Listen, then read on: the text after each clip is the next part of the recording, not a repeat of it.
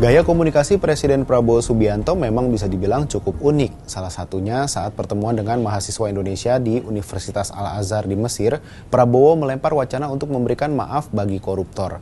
Pernyataan ini didengarkan banyak orang karena ditayangkan di kanal YouTube Sekretariat Presiden, Kamis 19 Desember 2024. Presiden menambahkan ada syarat pemberian maaf itu, yakni uang hasil korupsi harus dikembalikan ke negara. Apakah ini bukan suatu langkah mundur pemberantasan korupsi? Dalam kesempatan yang sama, Prabowo mengatakan selama 2 bulan menjabat sebagai presiden sudah banyak koruptor yang ditangkap. Bahkan dalam beberapa bulan terakhir, Prabowo telah memberi kesempatan kepada koruptor untuk bertobat. Prabowo juga mengingatkan penyelenggara negara yang menerima fasilitas dari bangsa dan negara agar membayar kewajibannya, serta wajib taat hukum yang berlaku. Prabowo juga menyinggung aparat agar setia kepada bangsa, negara, dan rakyat, serta tak segan untuk membersihkan aparat yang setia pada pihak lain. Memberi kesempatan untuk tobat. Hai para koruptor atau yang merasa pernah mencuri dari rakyat, kalau kau kembalikan yang kau curi, ya mungkin kita maafkan. Tapi kembalikan dong. Nanti kita beri kesempatan cara mengembalikannya. Bisa diam-diam supaya nggak ketahuan. Mengembalikan loh ya, tapi kembalikan.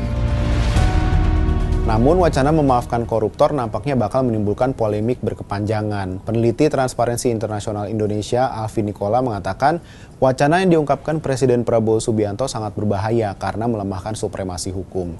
Amnesti kepada pelaku korupsi membuktikan negara lebih berpihak pada kepentingan koruptor. Pernyataan itu pun dianggap serampangan karena sistem hukum Indonesia tidak mengenal amnesti bagi koruptor atau pelaku kejahatan ekonomi. Apalagi indeks persepsi korupsi di Indonesia cenderung rendah yang membuktikan masih banyaknya perilaku koruptif para pejabatnya. Selain itu, sikap memaafkan koruptor sangat rentan ditunggangi dan disalahgunakan oleh elit-elit politik, sebab Indonesia memiliki tingkat korupsi yang tinggi. Perilaku koruptif itu justru disumbang oleh lingkaran elit politik yang terlibat praktik korupsi. Wacana memaafkan koruptor juga tidak menguntungkan karena menciptakan budaya permisif dan impunitas bagi calon pelaku kejahatan.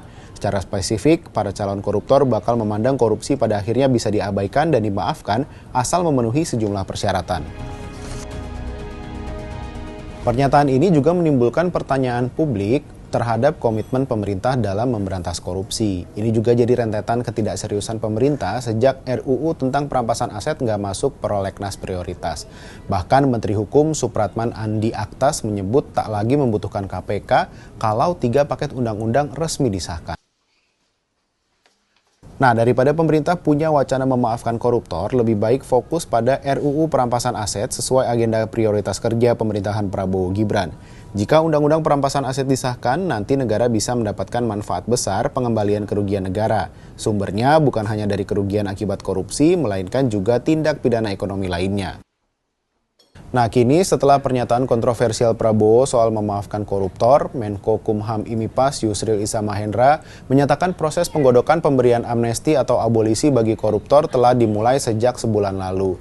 Rencana ini bagian dari pemberian amnesti dan abolisi bagi 44.000 narapidana.